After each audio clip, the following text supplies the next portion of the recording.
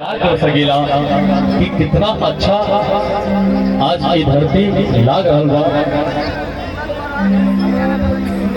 कि जेकरा के अपन समझनी उवान हो गई, जेकरा के अपन समझनी उवान हो गई, फूल फेंकने का पत्थर समान हो गई। अंकुश भाई जेकरा पे छठ माई के कृपा भई वो दुइजिया के चांद हो गई। म्यूजिशियन कलाकार खाती के मुखिया प्रत्याशी फुलवरिया पंचायत के अरविंद कुमार सिंह जी की तरफ से 1000 पूरे म्यूजिशियन टीम के बहुत बहुत अभिनंदन। जय जय जय माता।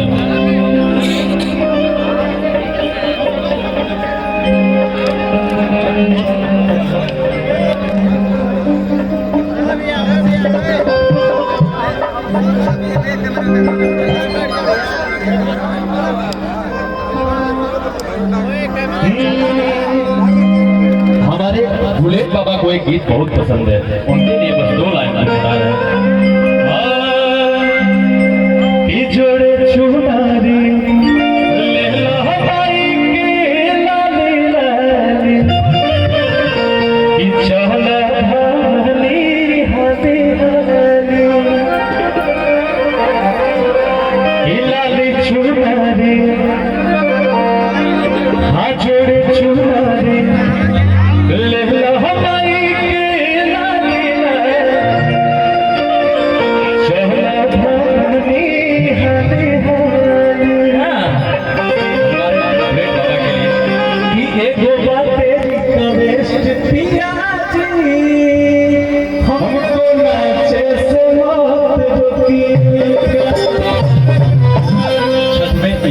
खूब प्यार खूब आशीर्वाद दे रहा बानी एकरा खातिर दिल से धन्यवाद। अच्छा एगो और गीत बोले रही है जोड़ा कि आपको खूब प्यार दिला आज से 2 साल पहले।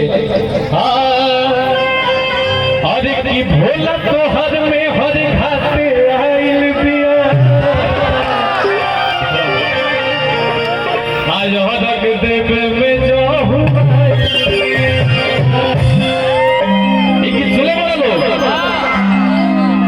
के देवी गीत में बोले रहने जा कि भोला तो हर में हरे भुलाइल बिया हम मेला घूमे में जो हुआइल बिया।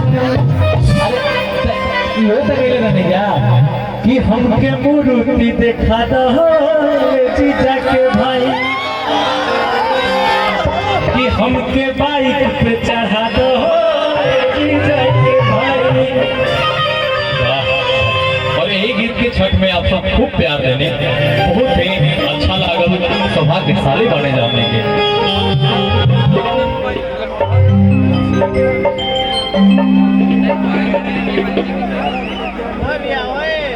हेलो हेलो हेलो एक और गीत था।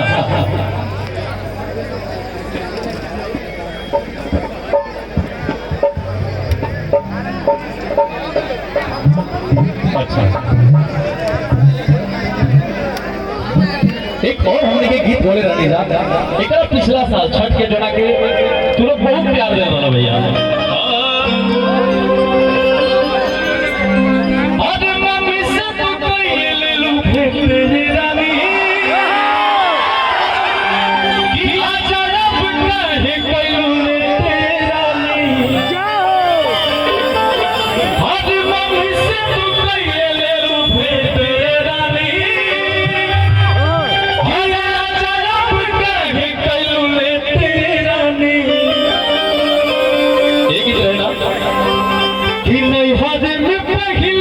पहले होता था और अब अपनी कहता गाड़ी से कि रहतिया माई करे के बारात बनिए हिस्से जो गड़ावे में और कहता तरीका कि असुर के दिल के बाबी चार राजा जी हमार आजा नहीं हमें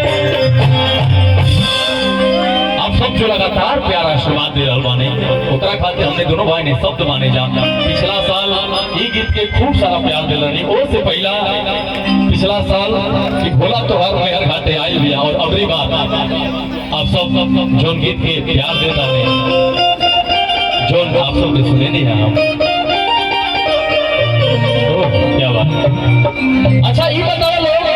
कुछ लोग गीत भी सुनबा लो, लेकिन छठ माई के पर्व बा